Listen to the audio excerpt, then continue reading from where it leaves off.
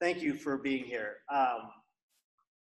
I have been searching, or I have been searching for a thoughtful and meaningful way to use the platform that I've been blessed with Akuo,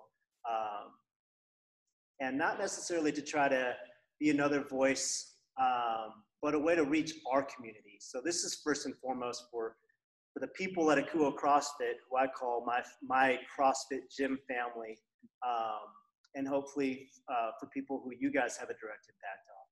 Beyond that, you know, it can reach people who could not. I'm not too worried about that, and so that's kind of the point. For all of you, I am the common thread, and so there's a degree of trust that you are each placing in me to be here tonight. That, you know, like Jason doesn't know Cicely doesn't know Jeremy. What's funny is I've probably talked about all of you at one point at a time to the others. So I'm going to go around and introduce you each so that you have a context for who you are, and then I don't have a real agenda for tonight, but I'll kind of talk about the overall goal, commander's intent, if you will, Kwame, and then we can go from there. So Jason on the far right there, I met him 5 years ago, I believe, and he was present on a climb for Rescue Freedom called Climb for Captives at Mount Baker. And Jason really kind of became a close friend from there, and we just got to know each other over the years. And he currently runs a nonprofit called Summit Initiative, doing some pretty remarkable work with people, helping people sort out kind of the story of their lives and finding purpose. It's pretty awesome. So he does a lot of work with military, a lot of work with churches in the area, and so that's Jason. Next up is Larry. Larry, I've known about this five-ish years. Yeah, I was sitting here trying to do the math in my head when you were talking about Jason. I think it's like 6 years. Yeah, it's been a while. And I think Larry came to the gym with Damon originally. Was it Damon?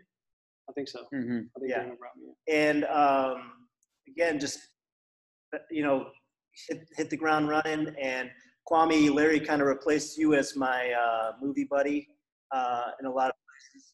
Sorry. And so Star Wars and some of the Marvel movies and burning things. It's just been fun. So Damon next. Damon was, depending on how you paint it, the first member of our gym. Paint it that way. Yeah, that's a big deal. That's a big deal. And just a friend and a mentor of mine. He's the kids pastor at Church Home here in the area, and I think is an amazing example of a servant leader. So yeah, so I'm just so thrilled to have those three here. And then Jeremy is another guy who I count as a close friend. I met actually through another friend when I was looking for an avenue to support with the gym to fight human trafficking, and met Jeremy. Jeremy's the president of Rescue Freedom, who you've all heard of because I've talked about that and asked you guys to support.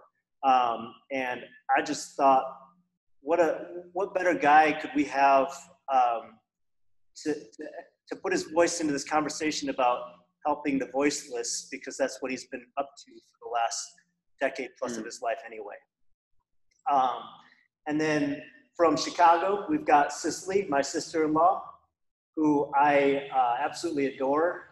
She lived with me and Sharice for a number of years and is now in Chicago and is 38 weeks? Yeah, 38 weeks pregnant. So if her head just cuts off, no. Cicely's done a ton of work with some nonprofits in the area, a lot of work in Chicago, most recently with Women in Technology. Am I correct there? Girls Who Code. Yeah, so has a heart and a passion for just reaching out and helping people in her community. And then Kwame is my buddy in the Army. Kwame, I was telling these guys before you jumped on that if I ever know a general officer by personal relationship, it'll be you. Just you've been one of the guys who, even though I try to pretend like I'm on equal footing with, I'm always trying to catch up to. And oh, you would definitely catch me now. I have old man speed.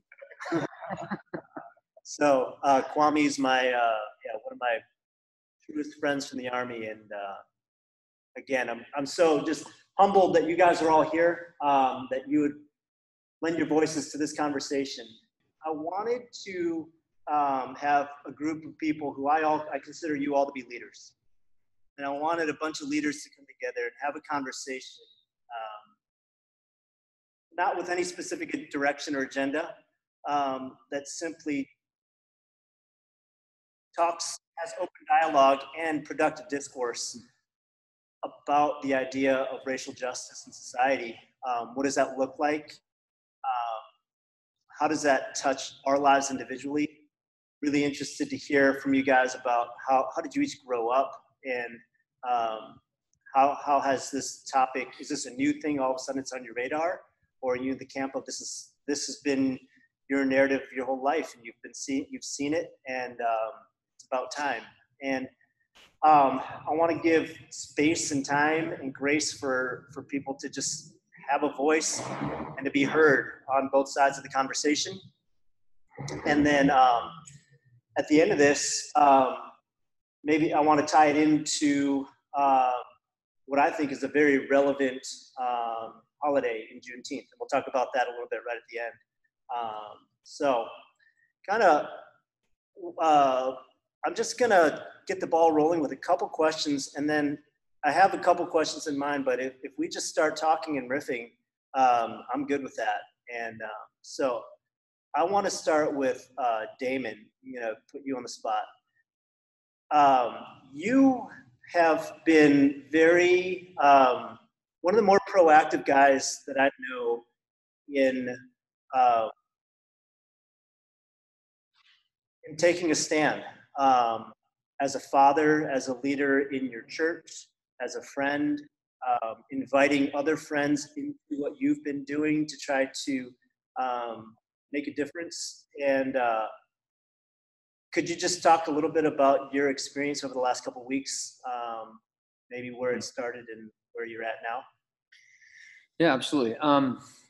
So giving a little bit of context, like you were saying, I grew up here in Bellevue, Washington, or near here, in which back then, when I was a kid, was almost an entirely white community. I mean, almost entirely.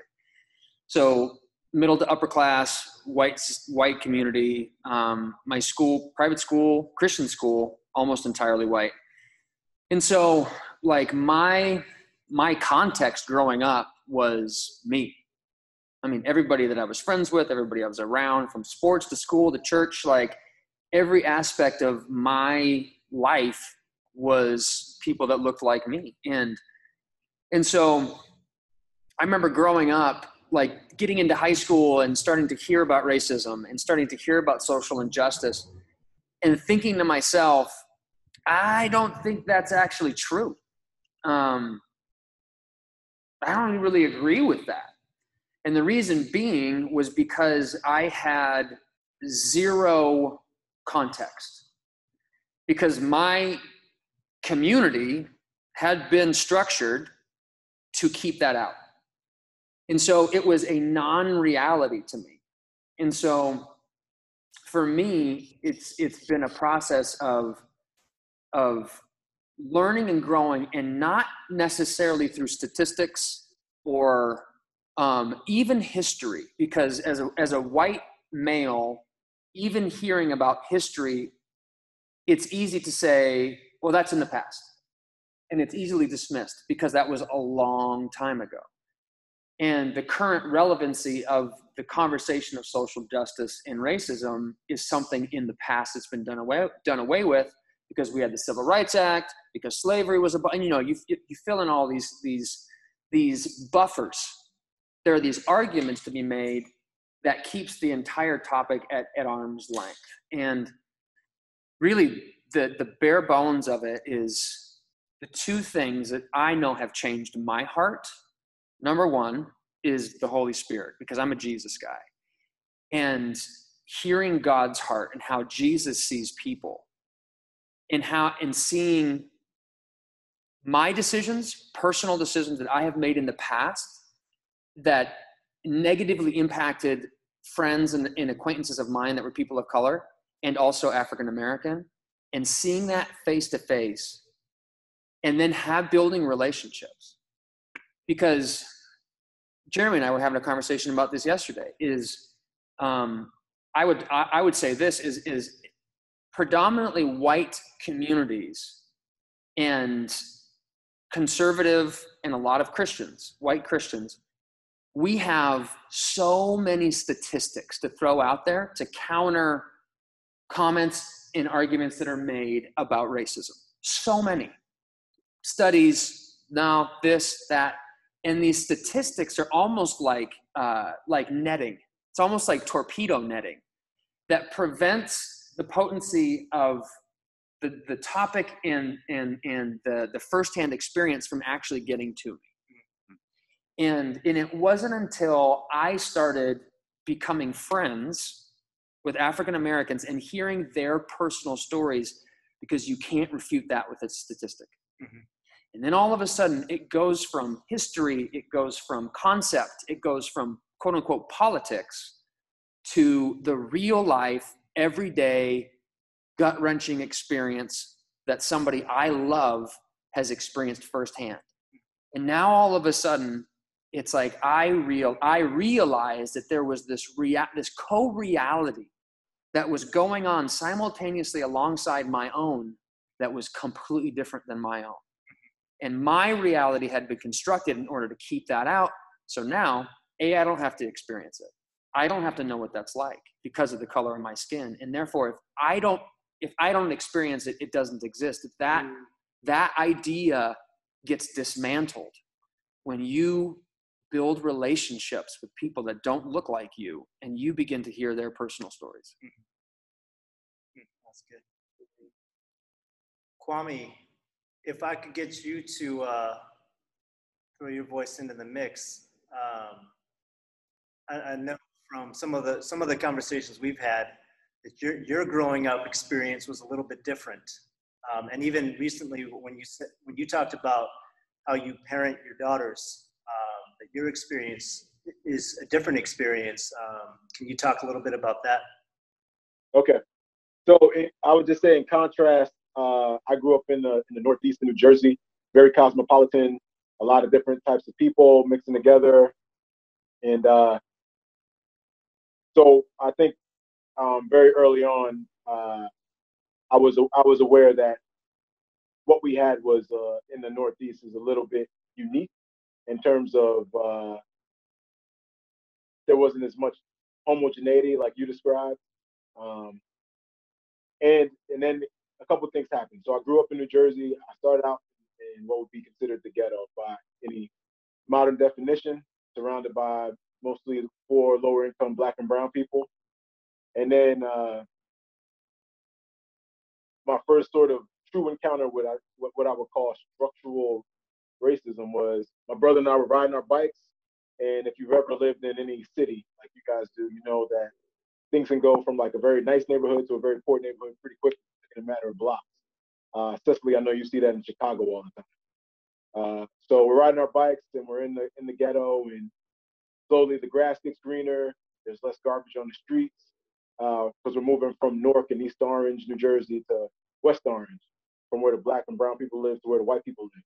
And we're probably 8 or 9, and what's so insidious about structural racism is that both the oppressed and the oppressor play their roles without anybody telling us.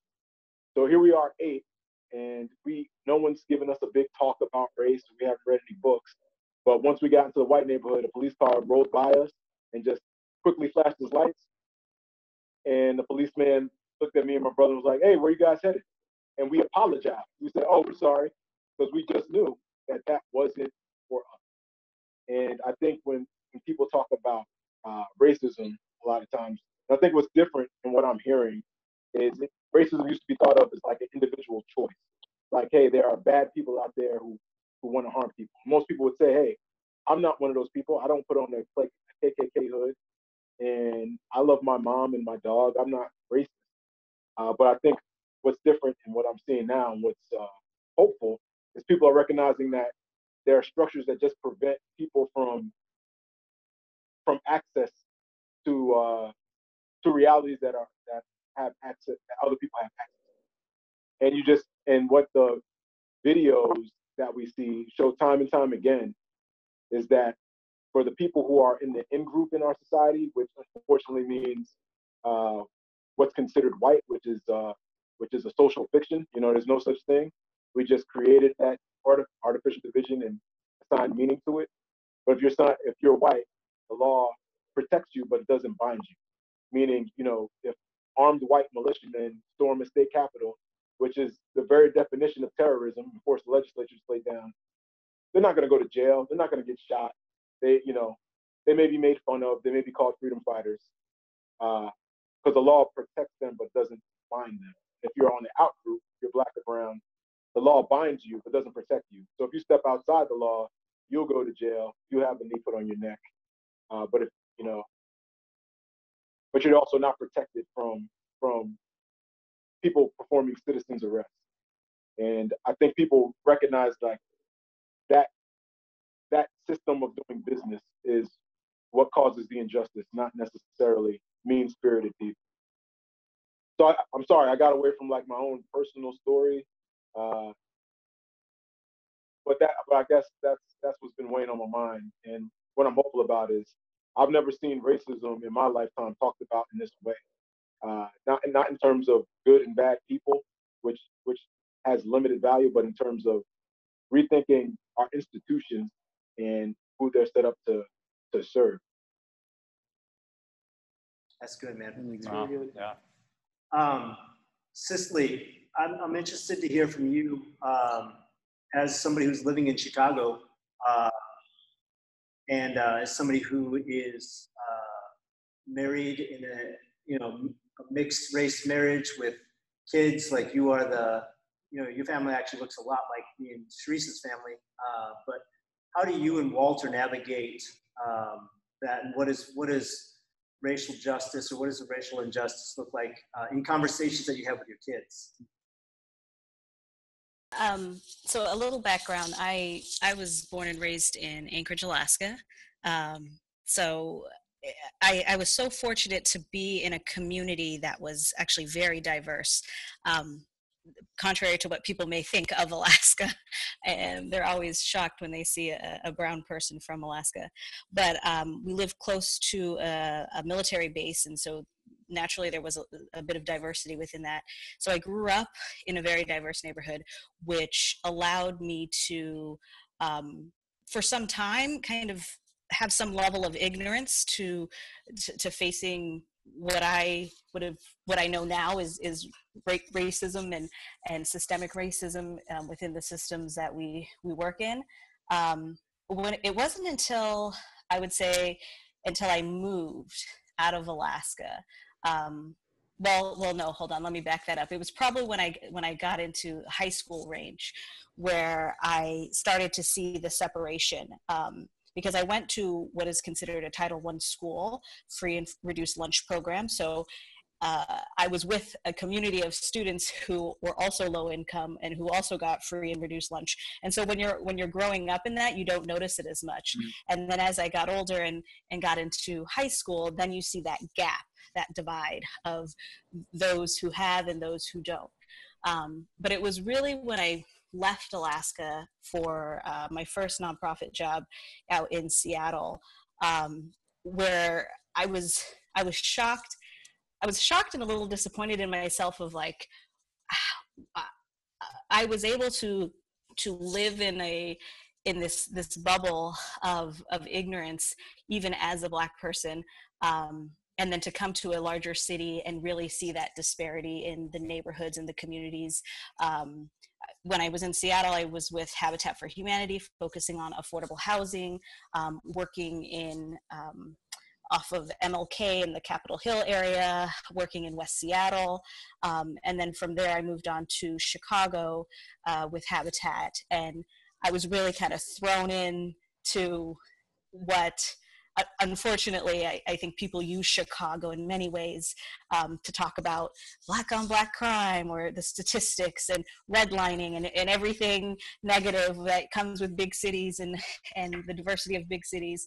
But it was when I moved here that I really started to open my eyes and recognize that the history of racism that has existed and how it has affected the communities in Chicago. Chicago is one of the most diverse cities in the country, but it is the most segregated. I took it upon myself to try to understand why is it the way it is here. Reading books and just also going to school out here, understanding what redlining was and why there's predominantly African American communities and predominantly white communities and predominantly Latinx communities. And so it's been a learning experience. I've been here now 6.5 years.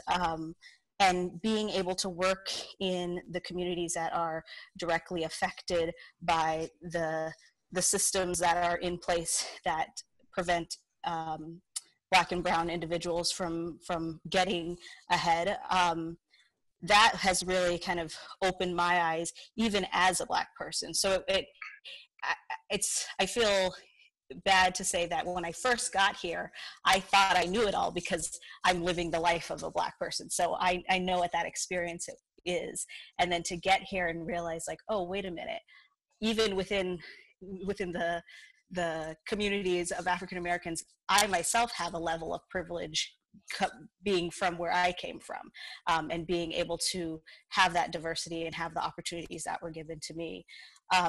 So much of my work has focused on trying to understand poverty, how it affects families with food insecurity, how it affects in affordable housing, how it affects families with education, healthcare, and all of that. And it's been hard work, and it's been as of lately probably the hardest it has ever been, given what's happening on the national stage, but then also what just happens on a daily basis here in Chicago. As far as my kids, because my kids have grown up in this city, and it's very different raising your kids in a small town and raising your kids in a big city like Chicago. And it has lately raised some really tough questions about race, about colorism, like how my daughter asked me a question about how I would be treated and how she would be treated by police because she's lighter skinned than me. She knows that her mom is darker, like those type of conversations. They're not sheltered from what's happening right now. We don't have live TV, so they don't see everything that's happening, but they're very aware of it. I think it has brought up feelings of what does this mean for my family, because everybody looks so different, and how they feel about knowing their mother and their brother. So my stepson Lincoln is of darker skin, would be treated different than my husband and my daughter. So like, here's our family, this blended family, and my kids are already aware of the differences in treatment of just the color of their skin. So that's been difficult.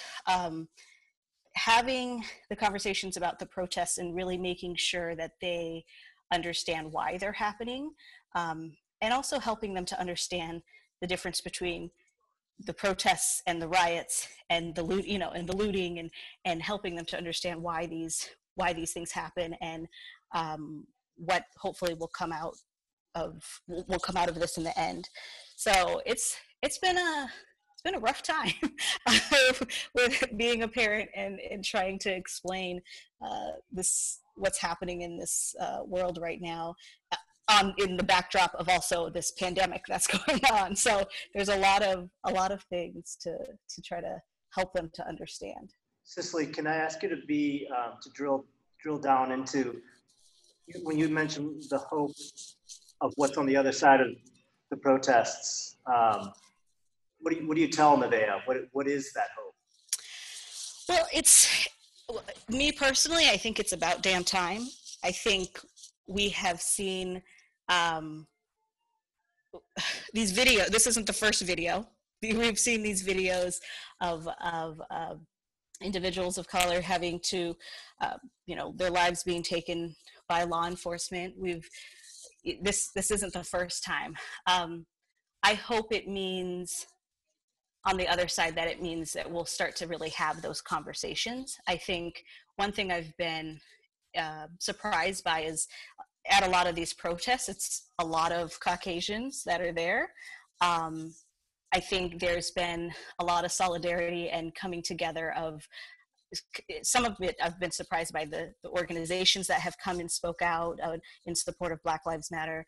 I'm hopeful that this is really going to move that needle and get the conversation going, because we've kind of been through this as far as we watched a video, there was an uproar about it, there was a protest about it, it went to court, either 99% of the time they do get acquitted, and then we're just kind of fall right back into things. I'm hopeful that this time, and it feels different. I will say that this does feel different than the other moments in time where there's been protesting and outrage, rightfully so, outrage about police brutality and things like that. But it does feel different, because I feel like I know close friends of mine and organizations that I've worked with that I'm still in close contact with are really taking a stance and wanting to have the dialogue. So I hope that that's something that I hope comes out of this, that it really will move forward. What that looks like in the end, I don't know completely, but I'm just hopeful that from what I'm seeing and the way this feels right now, that people are really opening themselves up to have the conversation, and that my white friends that have been vocal and have spoke out in support of the protesters, they're really taking the time to inventory themselves and how they have maybe contributed to the systems in place. So it's, yeah, it feels different. So I'm optimistic of what could come out of it all. Awesome. It's so good. Yeah. I want to kind of pivot back and ask Jason, your kids, I was just thinking about this, are the kid versions of Damon, pretty much. Yeah. So when you hear Damon's talking about how he grew up, what does that do for you, or how does that shape conversations that you're having, or does it? I'm thinking about that. Man, that's a really good question. I was just having this moment today. Well, why don't I'll start with my kind of background, and then I'll kind of get into that. Because I grew up in Southern California, and in a very, very low-income, diverse area of Southern California. So Ontario, Arcadia, Duarte, which there was, if you were on one side of the street, you were doing well. If you were on the other side of the street, you weren't. And we were on the other side of the street. We didn't know any different. It was just who we were. And so race just was never a thought to us as a kid. It was really interesting growing up in these really diverse neighborhoods, because I just don't remember race ever being a question, or even color of skin. And I think my parents did a good job of protecting us, I guess, from that. Now, I think that, and I'll get to this in regards to what Damon's talking about, how my kids are in a mostly white school. There's a different type of diversity, I guess I would say, coming from where they're at. A lot of the diversity exists. However, it's high income. Yeah. Really high income diversity. The privilege. The privilege, yeah, right. And so it's the first time, and man, it was, as I'm hearing your story. So first of all, thank you so much for sharing your story. And that kind of, like, as I hear Kwame, your experience, dude, I told you I wasn't going to choke up. It breaks my heart to hear that a kid that age has to worry about that. My son, came to me today. He's 14 years old, almost 15, and he said, "Dad, I want to go ride my bike to a wooden mill, to about half an hour away. I want to go ride my bike." And he's walking out the door, and I trust him. And he's walking out the door, and I remember looking at him, and he was wearing a hoodie. He's wearing a hoodie, and I looked at him and I went, "I don't have to worry about him getting shot." But I know if his friends, some of his friends would have to worry about that. That's not fair. So as I hear your story, Kwame, about being a kid, just wanting to ride a bike and not wanting to worry about that kind of stuff, man, it just breaks my heart. That's not fair. All right, bring it back, baby. That's good. All right. The first time I really engaged with racism was, it was kind of a silly story. We loved Ninja Turtles, man. I was 11 or 12 years old, and I loved Ninja Turtles, Teenage Mutant Ninja Turtles. You guys all know what I'm talking about, unless you're younger than me. And my grandparents lived in Mississippi. So I grew up in California, and my parents would never let us go visit. But they decided, hey, we're going to start letting you guys fly to Jackson and go to Mississippi in a small town called Carthage. And my mom had made us ninja outfits because we were so into Ninja Turtles. We wanted, and they were these black pajamas with a black hood. And we got to Mississippi, and I remember my grandparents going, "You guys can wear the bottoms and the tops, but you can't wear the hoods." And I remember going, "Why? Like, that doesn't make any sense." Because we just wanted to go outside and play. We wanted them to try to find us with their spotlight from the deck, right? Like, we were just wanting to be kids. And my grandparents said, "You can't wear the black hoods." And I had no concept and no understanding as to why. We flew back, and I remember asking my dad at 11 or 12 years old, why did Grandma and Grandpa not let us wear hoods in Mississippi? And my dad, he started to walk in and wade into the conversation about why there were people with white hoods that would probably take offense at that. And so it wasn't worth the risk. And then I remember after that point, in a sense, innocence was lost to an extent, right? Because then you go to school, and I'm starting to see color. Now I'm starting to realize that there's a difference between me and most of my friends.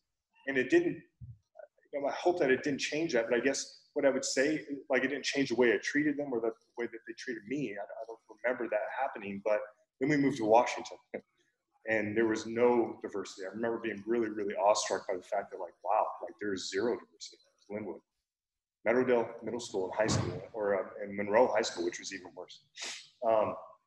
And so then growing up in that and just not recognizing, like, I think my parents' generation's response to racism, because my parents aren't racist, right, was to just guard us and protect us from even the words and the thoughts and ideas until it was absolutely necessary to talk about it. And that was my experience.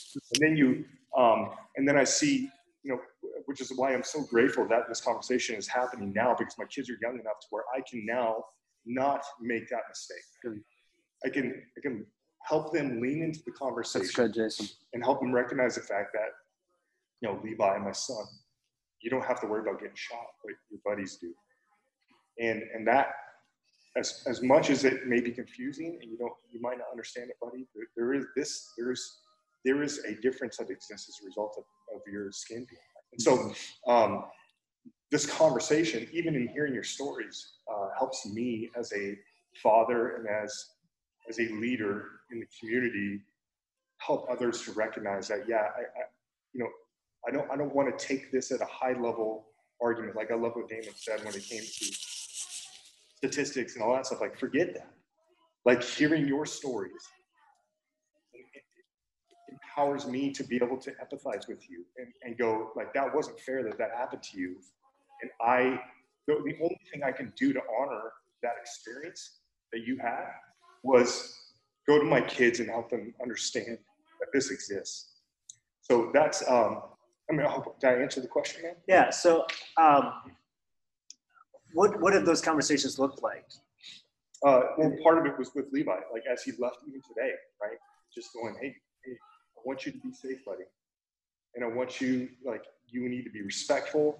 And I also want you to realize that I won't name their names, but we have friends, we have a very diverse community. If these guys were with you, there would be they wouldn't be able to go with hoodies. They wouldn't be able to, I would be more worried for them and more worried for you being with them. And that's not fair. You need to recognize that. Like the association piece. Just even association, right? Like, and just go, and to watch the confusion on his face initially, and the realization that, yeah, this does exist. I mean, Dad, I trust you, so I'm going to go ahead and believe what you say. Because that's, I think, the beauty of story is that, our experience they're all different. And so I can empathize to an extent with racism, right? And with bias and all of that stuff. But to hear your stories helps me to empathize with it on a deeper level. And what I'm doing is I'm trusting that your experience is true and that I have to help my kids understand. And I have to help those around us understand that. And by not hearing your story, by keeping it at a high level argument about statistics and whatnot, it just robs all of us of the validation of the experiences that we've had. So that's why, again, what we do with the military, what we do in the church through the not-for-profit that we do is it's all story-based. It's all being able to sit down in an extremely diverse, the Army is an extremely diverse environment. To be able to sit down with enlisted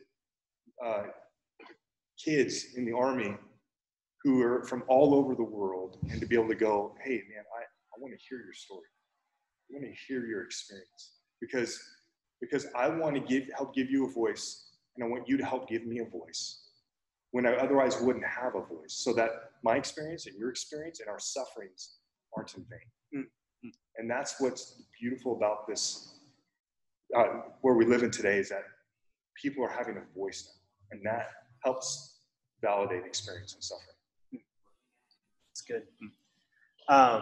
Larry, now I want to shift things to you, because Larry's an interesting hybrid, because he's a Midwest guy like me. Well, he's a Midwest guy like me. He was on the wrong side of the Bulls Detroit Pistons.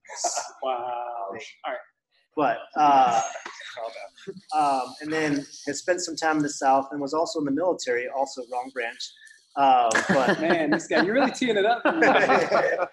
But you've been all over the place. You grew up in one part of the country, went to college in another part of the country, traveled all over the place, went across the ocean, and then now you're here.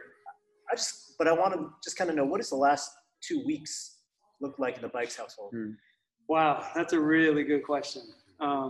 So yeah, like you said, been all over. Grew up in Lansing, Michigan, the south side of Lansing, which if anybody knows Lansing, familiar with it, that's the wrong side of the street. That's the neighborhood that, you don't have a lot of money in that part of town. And as a young kid, I didn't really realize what that meant. I thought we lived there solely because we didn't make a lot of money. I didn't think it had anything to do with race. I didn't even have a concept of really race until I started to get older. And so anyway, the most recent, one of the things that happened, and this will tie into what the last 2 weeks has been like, because I have 4 kids. I've got a 16-year-old, a 14-year-old, a 12-year-old, and an 8-year-old. And one of the things that would happen to me in Lansing is I lived on the south side of Lansing. And my first experience with racism didn't happen probably until the one that I remember the most, I should say, happened in high school. Because I ran track, and we were pretty good at track, and we'd run in the wintertime. We ran indoor track, and indoor you had to run at Michigan State's campus, which is in East Lansing, which is the nice part of town. And so my grandmother let me use her car, which was this old beat-up Delta 88, and 4 or 5 black teenagers in a beat-up Delta 88 in East Lansing, driving from track practice with our track uniforms, which happened to be dark blue hooded sweatshirts. And I had a little yellow sticky note on the visor of that car that was beat up. It looked like you had hydraulics when you turned the corner because the shocks were broken. I had a sticky note and with tally marks on it for how many times we got pulled over by police for just, we're just driving home from track practice. Do you know why I pulled you over tonight? No, I don't know. The license plate looked like it didn't belong on the car. oh, it belongs to my grandmother. Here's my driver's license, whole 9 yards. Went through that routine. There's no headlights out, no brake lights out. Just, just want to see what's going on. To the point where it became almost like a joke to us. Like, okay, hey guys, we're getting pulled over again. You know the routine. And so fast forward to today. So that was kind of the experience that let me know it's not just part of my upbringing isn't just that I don't have income. It's also the color of my skin. That is an issue that people see. And now that I'm out and about, I'm in this car, I can't really hide where I'm from. Can't really hide that. People see that. And so I have a 16-year-old, like I said, and he just got his driver's license. And so this has kind of been a convergent zone, I think, and there's all this attention on it. And I love that there's all this attention on it. And I feel like, just like Cicely said earlier, I feel like there's a lot of hope for what will happen because it's very different in the sense that we've got the pandemic going on. There's all this attention. We're all not working outside of the home, and you get to pay attention to this. It's feeling like it's not really going away like it has in the past. Mm-hmm. And so in our household, when my oldest got his driver's license, I knew the moment that we had every time in the car, we had, since he's had his permit, we've been driving together. And so we haven't had the talk. But once he got his driver's license, he knew when we came home, he just couldn't wait. When's the first time I'm going to get the keys, Dad, and get to go out? And I knew in my head, I'm dreading this conversation that I have to have with my son, who I love, and who is oblivious. I mean, we live on the east side of Seattle right now, and he just doesn't he doesn't live in the part of town that I grew up in Lansing. So he's aware, but he, just like your parents protected you, in some sense, I mean, yes, we have conversations with them, but it's not like a full-on exposure and education. It's as it's needed. And this is one of those conversations in the last 2 weeks where it's been needed. And it was a gut-wrenching conversation that I had to have with my son to tell him, hey, when you have a conversation before, which should be a joyful moment in this past 2 weeks, hey, here's the keys, man, be safe, have a good time, blah, blah, blah. I had to say, if you get pulled over, here's how you handle that situation. And he's like, oh, Dad, what are you talking about? I don't know what to do. And I was like, no.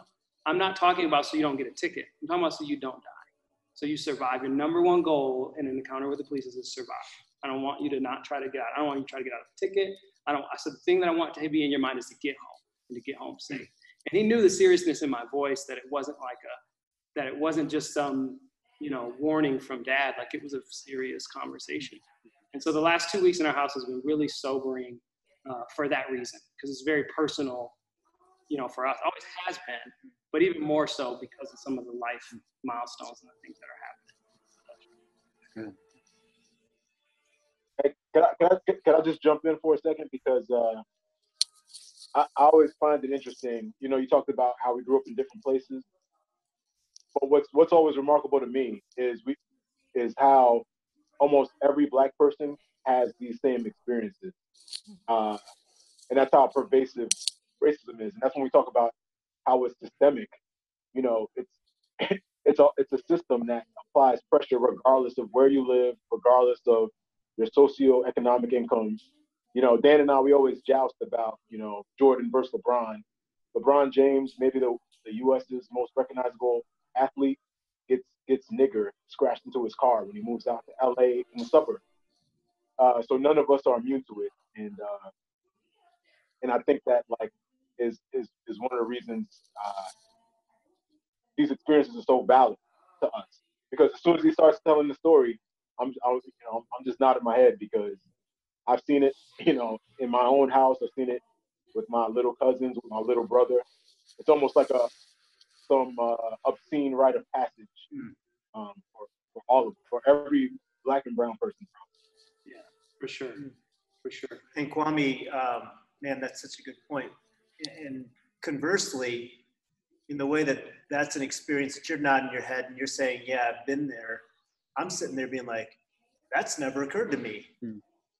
That I would have a Post-it note on the roof of my car to count the number of times that I get pulled over. And I was never, I grew up, in the privileged part of the west side of Chicago, or this western suburbs of Chicago, and I never had to have a conversation about this is how you act when you get pulled over. Outside of, be respectful. But that's the end of the conversation. Be respectful, and that's it. There's no turn the dome light on, put both hands on the wheel, make sure your license is on the The seat. protocol. There's no protocol. Right, Yeah. right. Now, I have learned to do that just because it's smart, but for us, it wasn't a necessity. Right. And so to hear that is just, yeah, that is gut wrench. I want to go, and it's interesting because we always talk about, fixating on kind of the problem. I think right now we're in a place where there's a lot of anger and there's a lot of bitterness. And I think the anger is very understandable. But I think the danger that we as a society run is that if we stay in an angry place too long, then that will give seed to bitterness. And that's not going to be a productive place. And I've heard Jeremy talk about the work he does, restoring and protecting women from sex trafficking, and how hope is such a powerful motivator to see change come about. And so, Jeremy, I don't know if you could kind of maybe talk about the parallel that you see in hope being a more powerful motivator than fear and resentment or anger. Yeah, I so appreciate you guys sharing from your hearts. And yeah, so in our work fighting sex trafficking around the world and here in the United States, we kind of got to the point, and it came really out of my own struggle of realizing, the fact that sex trafficking exists, it's a 100% man-made issue. It's literally men made this particular issue. And it's because men are choosing to enslave women and children every day. And so on one hand, there's this shock when we encounter new expressions or we're confronted with old expressions in a new way of injustice, seeing a video captured, in a way that just is so jarring. And it's not an old injustice, but it's a new way of encountering it that sort of catalyzes people to action. And there's this phrase that's on our office wall that says, it's not the injustice that drives us, it's the magnitude of hope. And that was born out of necessity, because what catalyzed me was the injustice. Like when I was confronted with the injustice of modern day slavery, of women and children, boys and girls being exploited for another person, being enslaved for another person, that injustice catalyzed me to action. But I realized over time, trying to fight this injustice is like, if you don't have hope that things are going to get better, you can't sustain. So the injustice, it's important to see the injustice. It's important to feel it. And the injustice can do a lot of things. The injustice can break us. The injustice can catalyze us. The injustice can wake us up. The injustice can mobilize us. But the thing that injustice can't do is sustain us. It's not enough to just, if we actually don't believe there's hope. And I think that's that moment in any movement or uprising, there's a point where people have to start saying, okay, like, what is the hope? What are we aiming for together? And that doesn't diminish the weight of hanging in the injustice. And I think we're in this interesting spot culturally where I feel like a lot of what's happening in our culture right now is grieving, of like, people are waking up. A lot of white people are waking up, and there's this necessary grieving of realizing the pain that's been maybe around us all this time that we didn't see, or we didn't see it in the attention that it deserves and needed. A lot of pain in the Black community, a lot of people just grieving. And so, I think my wife and I, we've realized in our marriage, and maybe it's the stereotypical, like, there's times where she's expressing grief for something, and I go straight to like, all right, I can fix this. Like, I got a plan, babe. Like, let's go right to, and she's like, no, I don't need you to fix it right now. I need you to hang with me just and feel what I'm feeling. And, and I think we're hanging in that space right now as a culture, saying we got some stuff, some old wounds that need to be grieved. Mm-hmm. And we need there's some feelings that need to be felt deeply.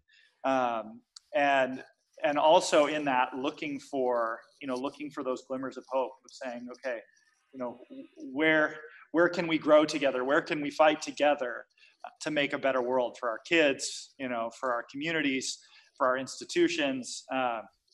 So yeah, it's a real tension that we carry, and we have to carry the injustice and the hope hand in hand. Because if we just have one without the other, and actually we see that, I see that a lot too. I think we're seeing that in this moment.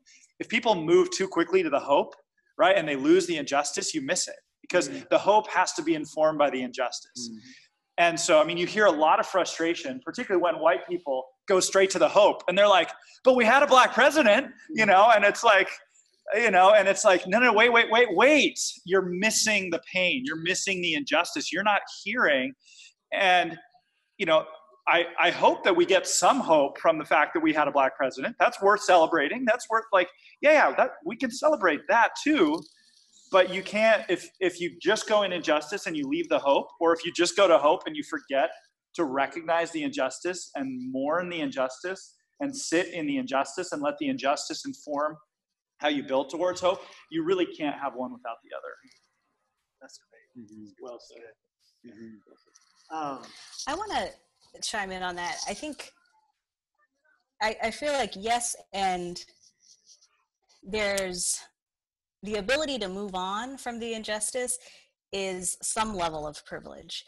I work with students who are really dealing with trauma because this is what they live every day. So what has happened with George Floyd, you know, horrible, and here's a moment in time, but this is something that they live with. And so there's real trauma that is showing up and is acted out on. I think one of the conversations I had with my kids, because they were like, why are people breaking buildings and, you know, robbing, you know, stealing things? And I was trying to explain to them, like, there's some rage, there's some trauma that is felt through all of this, and it's coming out. And do I agree with it necessarily? Do I agree with looting a place? No, it's me personally wouldn't, but I understand that level of trauma, and that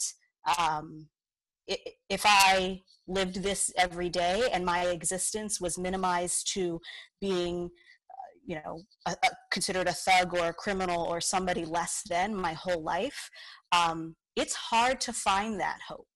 It's very hard.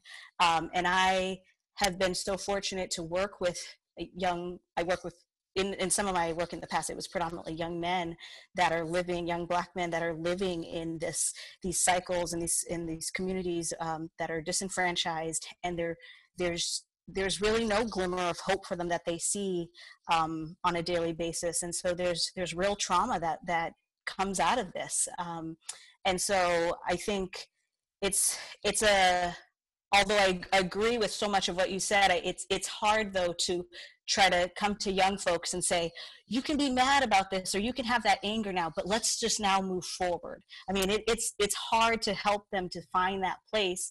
And sometimes I even find myself at a loss of words of like, I understand why you are so frustrated, and you are, you know, I understand why you were feeling this rage or this outburst, or it's painful. And so it's been hard to sometimes strike that balance and helping them to take that trauma and take those feelings and try to move over to on that hope side, or to see the end of all, or hopefully the end of all this. But yeah, I think it's easier. I have struggled to help some of my students get to that place because I myself I don't see it sometimes. I don't see that hope right away. And so it's hard to tell a young person that is living in the depths of this that they need to see it. I was just going to add to that. Yeah. I think that's spot on, Cicely. And I agree with that. And I agree with what you said, Jeremy. I do think the thing that's probably missing the most in getting people, at least in my experience, and even in my own household, in my own life, sometimes getting from the place of just the pain of the injustice and getting to the hope is the small wins of justice, right? Yeah. That actually give you that glimmer of like, okay, there's some justice. Like, yes, it's traumatic, and yes, it hurts, but let me point to this particular, you know, piece of justice that just happened. And so many times in my experience, a lot of times we see the flash in the pan happen, right? We see the video, people protest, and then, you know, things get quiet, and then I follow the case and see what happens. The officers, okay, they got charged, that's great. Are they going to get convicted? Right. Yeah. Right? You follow it all the way to the end, and Yeah. it's like, and you want to have that Yeah, hope, it's good. and it's like justice doesn't get served. And so that's the piece I think a lot of times that's missing, that needs to happen more, is Yeah. justice, both on a systemic level and also personally. People need to see justice being served. And sometimes justice is personal. Like Kwame talked about it earlier, like the systemic portion of it isn't really a person. It's not personal. It's the way the system's been set up. Yeah. But a lot of times there's these interpersonal injustices that we see on a daily basis. And if there's not justice served in those situations, it's hard to have hope. You see somebody who could step in as a person of privilege in a situation where there's an injustice that happens, and it's a micro thing that happens, and someone could say, hey man, that's not okay, and this is why it's not okay. If I say it, it's like, oh, you just, you know, it's always about race. Like, you're a black man, and like, you know, but if Damon says it, it's like justice. Yeah. There's justice served in that good. moment. And that's So that those little moments of justice, both systemically and personally, give people hope. Yeah. And I think the piece about trauma in there, of the reality of how trauma affects people, that, you know, one of the things I've realized even in where the hope expresses itself, I think, and I love the way you clarified sort of the difference between maybe, you know, trying to like tell somebody what the hope is, and versus the internal hope that we all have of like the relationships and the way, like the hope for, you know, those conversations with your family. It's like trying to find the way. And I think what, at least for me in walking this out, for me primarily in the context of people escaping from the traumas of sex trafficking, what enables me to sort of hang in that space in the process of pursuing the justice is that glimmer of hope inside of me, the personal hope, versus like, yeah, I don't think it works to like say to that person in the middle of their trauma, like, hey, there's a ton of hope for you. Like, you know, but that sense of like, man, I have to stay here. I have to fight here. I have to, and deep down, and part of that comes from a faith standpoint of like, you know, believing that like one day, and I hope it's as far this side of heaven as possible, but like one day, but that internal hope, that hopefully as people of faith, maybe with that internal hope, that we can hang in those spaces of injustice and fight for those injustices harder and longer and deeper, and hang there without having to just like trivialize it to like, oh, but don't worry, there's the grass is greener. You know, I think so in a way, I think maybe I'm saying it's more intrinsic than extrinsic. It's like an internal hope, an internal belief that plays out in the context of relationships, where it's like, man, I feel so, you know, like I've seen the way the two of you guys interact, and the way that the love you guys express. And I've heard, you know, Damon talk about his friendship with you, and the way that you see so much beauty internally, that it's like, okay, like God, we're making small steps, one relationship at a time, one family at a time. And yeah, it for me keeps that internal glimmer of hope burning, while recognizing that externally we got a lot of trauma and a lot of work to do. I think that's good, Jeremy. I personally think that one of the things that we as white people are guilty of is willing to step into the pain for a small amount of time and then quickly stepping back out. It's just like, this gets to your point of like, there's a moment, it's like, is there going to be, and then reverts back to the way things have always been. Because, you know, as a white male, I have the choice whether I want to address this and deal with this pain. Like, it's actually a decision that I get to make. And that is privilege. And for us as people, as a community, as a nation, this is on us as white people. Yeah. Like, for this to be successful, it's for us as white people to not disengage and to not hit the pressure release valve, because even the last couple of weeks, it's like, I think we've all experienced this emotional exhaustion and this emotional turmoil, feeling and empathizing. And it is a real temptation as a white person to go, I just need to like I just need to step away. You know what, whereas that is not the reality for African Americans. Yeah. They don't have that privilege. They don't have that right. And so they have that right, but they don't have that privilege. And so for me, what do I do? The onus is on me, right? Honestly, the onus is on you. Yeah. It's on you. Yeah.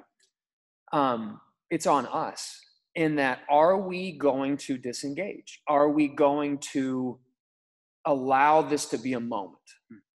Good. Or are we going to make this life? Are we going to make this a core of our families? Are we going to make this a tenet that as we are going through life and we are living our own lives individually and seeing the privilege and seeing the access that we do control, are we going to leverage those things on behalf of people who don't and haven't been given that same access on a daily basis? And the other thing too is, I think another one of the pressure points comes is, it's one thing to post on Instagram. It's a whole other thing when you're talking to Uncle Larry and Uncle Larry starts running his mouth. Are you going to step up and say something and put yourself in a position where you are going to now be at risk amongst family and friends? And I had a conversation with a young man who my wife and I used to pastor when he was younger, and he was telling me that he has started to talk about these things with his family, and the rebuttal has been so ferocious that he's like, I'm literally afraid to go to a Black Lives Matter rally, because if I do, I'm going to be disowned and I'll be kicked out of the house. And I'm like, that's the ferocity that privilege will go to protect itself, even towards a son in a family. And we like to think that this whole issue is like, well, it's kind of philosophical. And it's not. And it's so deep. And the fact of it is, like, I've realized that it's not like you're a racist, you're not a racist. The question is how deep does my privilege and my bias go? Because it is there. Yeah. I grew up in it. Like I was raised in this. Like, how in the world could I not have concepts, perceptions, and just even non-awareness, which is a privilege? Like, Deanna and I were having a conversation. I listened to a talk that Pastor Jeremy Rollins gave, and he was likening the concept of white privilege to the idea of, I'm right-handed, and I go through my life never once thinking about the fact that everything has been engineered intentionally for right-handed people. Almost everything. I don't even have to think about it. In fact, if you were to ask me, hey, do you like that right-handed engineered such and such? I'm like, what are you talking about? It's just a this. When in actuality, there was intent, there was thought, and there was purpose, time, and money put into creating this thing that serves right-handed people. But if you're left-handed, you are fiercely aware of the fact that things have not been created for you. Scissors suck. Yes. The desk is on the wrong side, right? Sitting at the dinner table with everybody else. I'm left. There we go, right here. It's like, it's literally a tangible example of what I get to enjoy.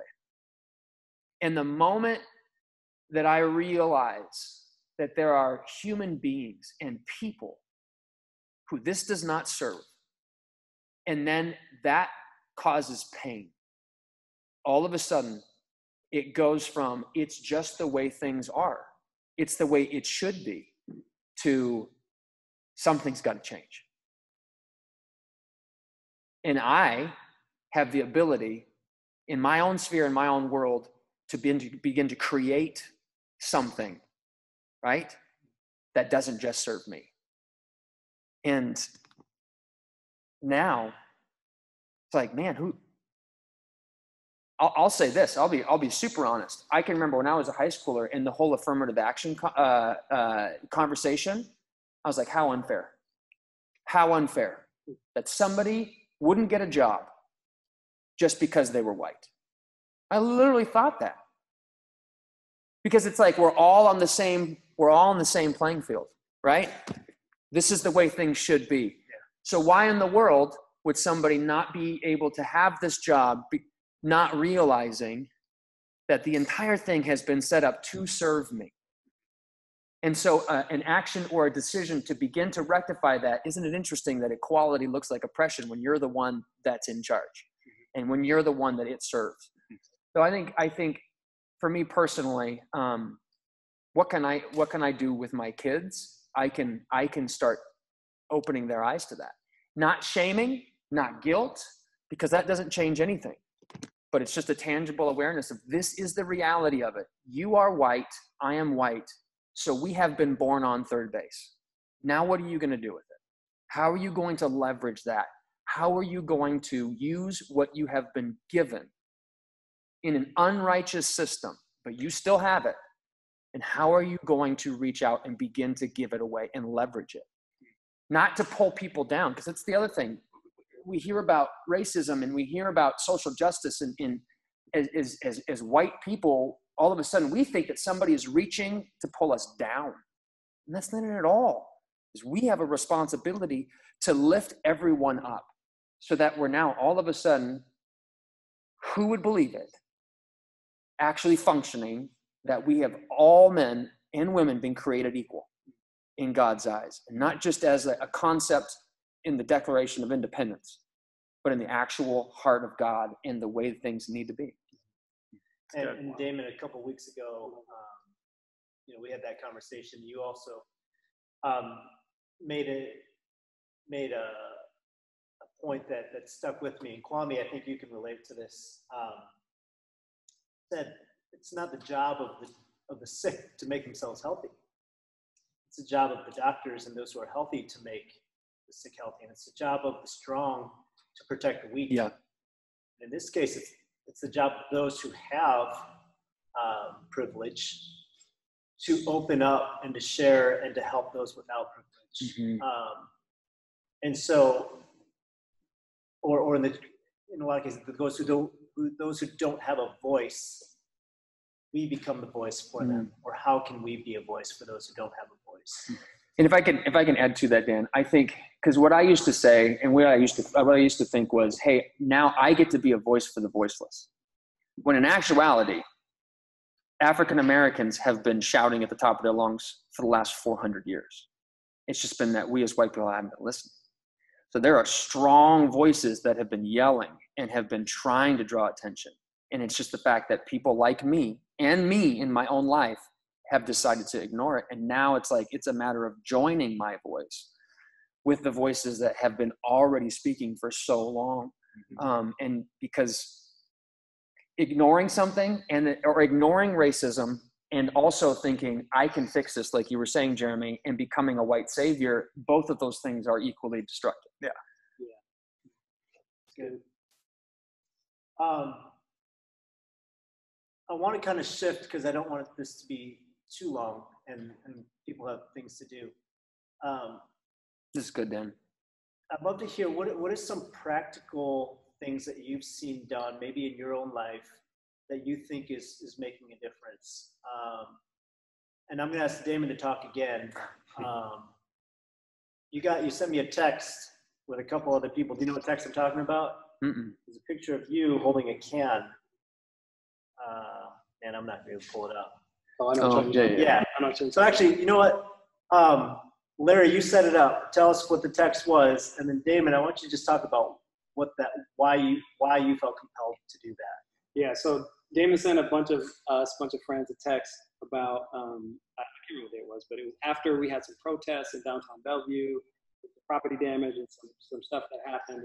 And Damon had a can of cleaner or something.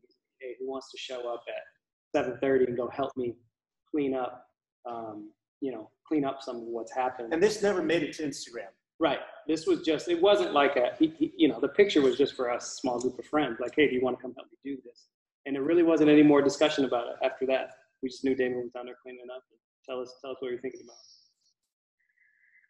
Yeah, I think there's a mall in this area. It's a nice mall. And during the protest, there was obviously, Cicely, you made the point of differentiating between protesters and looters. And there's also, I think, looters that are expressing anger. And then there's just straight up, mostly white people, by the way, who are organizing just to take advantage of the opportunity and steal stuff and voice their anarchist views.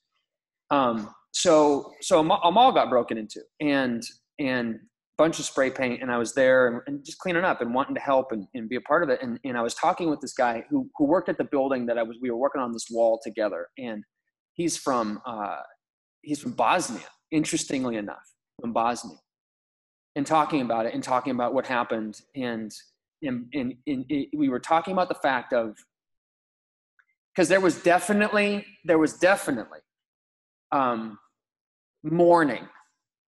There was mourning from a number of white friends of mine about the fact that this beloved mall had been broken into. And I don't say that in a disparaging way, but this guy and I that I met, we were talking about the fact of, windows can be replaced. All the businesses are insured. But I think it was the fact that this discussion came to the front doorstep of a lot of people that didn't want to have this conversation. And this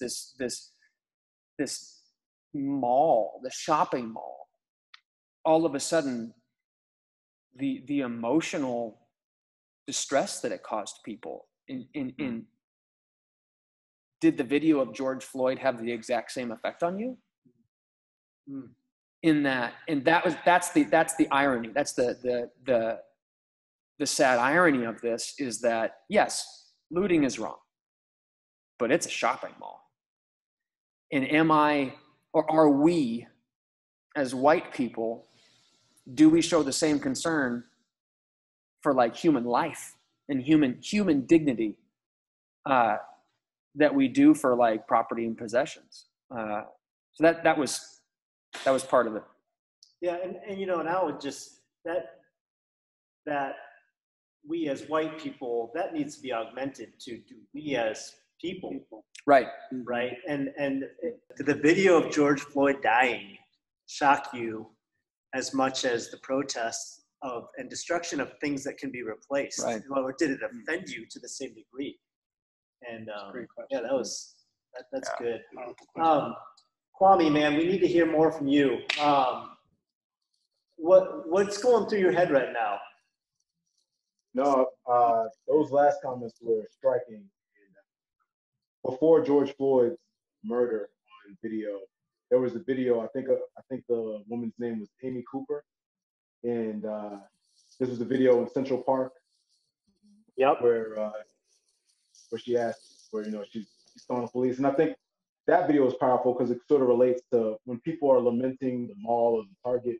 In my mind, they're not really lamenting the mall. They're lamenting the fact that their comfort is being interrupted by the plebes arguing for more, for more rights. This is like, let them eat cake. And I think when we talk, I keep going back to systems because I feel like the idea of privilege can be kind of ambiguous, but in a very real sense, you see it in a lot of ways, and it ties to a lot of what the other comments are saying. The comment about micro justice and someone stepping up to be an ally. So that woman, she would never classify herself as a racist. She didn't use a slur. She said, "I'm going to call the police and tell them that my life is being threatened by an African American." Because in that moment, what she very consciously or on some level understood how things are in America, and she was like, "If you are interrupting my comfort, I will leverage the power of the state to destroy you. So you better leave me alone."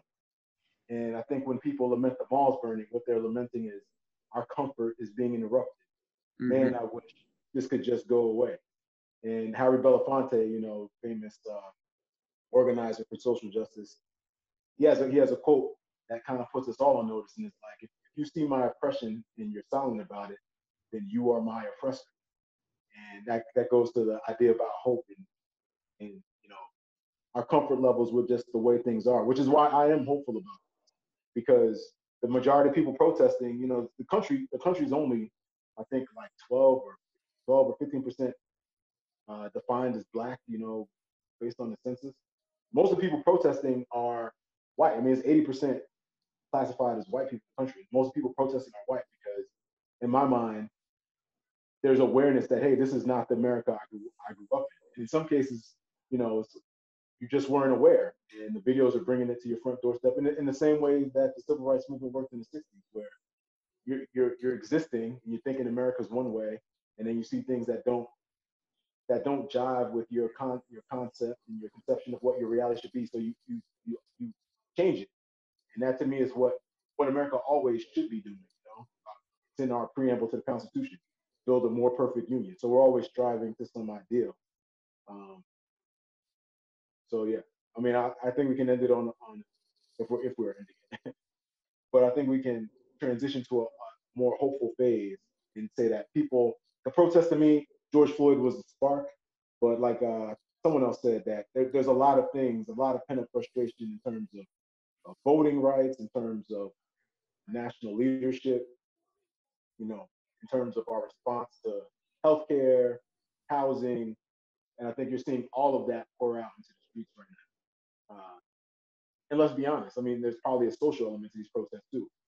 People recognize that, as much as we complain, we're social animals, we're social creatures, and we long for human contact. And it's pretty miserable being locked up in your house, separated for the past few months. So I'm hopeful that on the back end of this, we'll be more inclusive. I mean, think about it. Here's another stat that I like to think about is I think it's only been a generation since Black people have.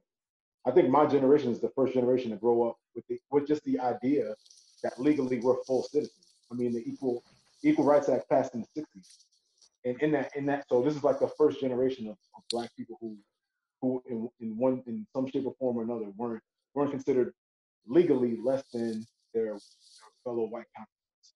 And in the span of that one generation, we had a president. So like, in the moment things look terrible, but if you take a step back and gain some perspective, you can see that we are building towards a more perfect union, but it doesn't get built on its own. And the minute you get complacent, things can happen. I think post Barack Obama, that signaled to some people that the fight was over, and it's never truly over. You got to continue pushing. I wanted to push back. Go ahead. No, to so much of what you said, Kwame. I was going to bring up that video, but I didn't want to take this conversation too off course. But yes, that video in Central Park, I can't remember her name, Penny something. It was so, it bothered me to my core. It was like, but I know people like that. I know well-meaning people exactly like that the woman in the video, and it was enraging and frustrating because you were seeing her. She was just yielding the systemic racism and the systems that are available to her, and she was using that in her power against this African American man. And so it was so disturbing and frustrating, and so many words I could say about that video. But you said something earlier, Kwame, that stuck with me. It doesn't matter, for a Black person, it doesn't matter what your status is, how many degrees you have, and where you are in life. I feel like for me, listening to the different stories that all of you have shared of your experience with racism, as a Black woman, it's been a little bit different for me, where I have experienced my interactions are more on the professional setting. And you would think, oh, nonprofit sector, that's a progressive. And so what type of racism are you facing there? But I think even in the nonprofit sector that I've been in now 16 years, it shows up many times where you're being put in situations and experiencing microaggressions and having to, something that I have learned to deal with now, and I'm not saying whether this is right or wrong, but representation of African Americans in the workplace and in my field of work matters, and having to carry the weight of your actions and your words will be used against every other African American that comes after you. So I have navigated that now 16 years in, and it's still an issue. You would think that after all these years, I would know how to walk the walk and talk the talk to get by, but it still exists even in these what people would consider progressive organizations. It still exists. And it's something that I've noticed over probably within the last 5 to 6 years, there's this new fancy word of DEI, diversity, equity, and inclusion, and organizations are trying to rally behind that and diversify their employees. And I don't know if I necessarily buy into all of it because I haven't seen, it hasn't really, it hasn't been a great experience for me in the organizations that I've been with at times. But that video, my point of all this is that video of this woman is somebody that I could count so many times of people I have encountered that think that they are woke, or they think that they are not a part of the problem, and it comes out behind what she probably thought was a moment that wasn't going to be broadcast and viral, but it comes out behind closed doors. And it can be, my question then becomes like, well, for my white friends that have reached out to me and they've equally been disgusted, like, oh my gosh, can you believe that video and that woman? And I couldn't imagine. And I always say back to them, like, I think my ask of you is to speak up, because these things happen behind closed doors. These type of conversations, this mentality, or the way she felt, she clearly felt she was better than, or she had the upper hand than the man she encountered. This exists in households. This exists behind closed doors. And my ask of you, as someone with privilege and someone in a situation where you might know individuals like that, and these things come up, is to speak up. And it was just, I hope now, as more of my friends have been reaching out to me about, like, is there anything I can do, which can be frustrating at times when somebody comes to, you guys have said this already, the person that's being oppressed, and asking, well, what can I do to help you? That's a hard thing to answer. It's hard to pinpoint, like, well, you should do this, and that will bring equality to all Black people. Like, that's a heavy loaded question to ask somebody. I think what I would like from my white friends and coworkers and people that I love and work so closely with is to speak up, to recognize that, you know, understanding your privilege, and to get comfortable being in that discomfort, because it is uncomfortable to have to look at your surroundings, look at your family, look at the people that you have grown up with, that you may be realizing, hey, you know, they feel a certain way, or they represent in a way that I don't agree with. But it's a hard, I recognize that that's a hard thing to do. And I think that we have to be gentle with one another and patient with one another in how someone is expressing themselves through this process. So I see a lot of people will get upset because what someone tweeted was not the right word, or they used people of color instead of Black Lives Matter, you know, or they didn't say the right thing, and then they'll just pounce on that individual.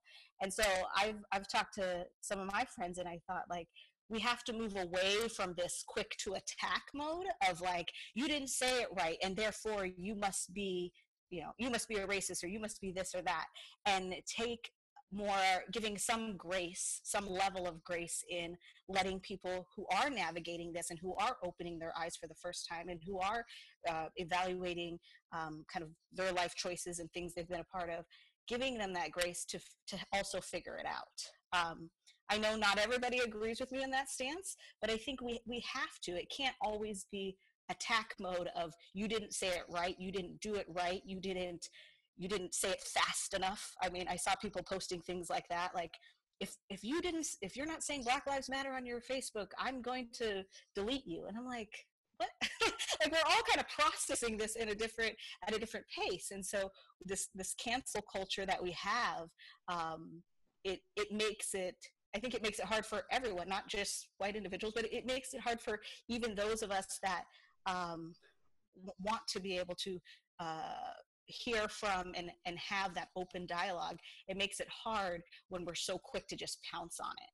I have to say this disclaimer, my only time where I feel like cancel culture makes sense is when it comes to corporations. I feel like corporations have enough money for good PR and understand when to say the right things and how to say it. So that's a whole other story. But I feel like for individuals, I think I ask of my white friends and those who want to be allies to this movement is to take the time to understand what is going on, take the time to sit in that discomfort, and you won't always get it right. And I don't think the expectation is for you to get it right all the time. But just taking that first step to trying to understand it is probably the best thing you can do. And speaking up even behind closed doors, even when there's not your Black friend or your person of color or anyone in the room, but speaking up when those moments happen of, someone that's speaking out of term or someone that is taking action in a way that they shouldn't. So yeah, that was a lot kind of all in one. My gosh, Cicely, that was Yeah. so well said. So well great. said. And I want to, I'm gonna kind of wrap things up there because I think you the way you said it doesn't leave much else to be said. And I love how you talked about the way you're engaging with your friends. And my hope with this was not to have an event, but rather to show what that looks like maybe, because this isn't actually that different from what our actual conversations look like when we get together. And I really, really believe that if we get together with our friends and we really try to listen, and we really try to learn, that things will change.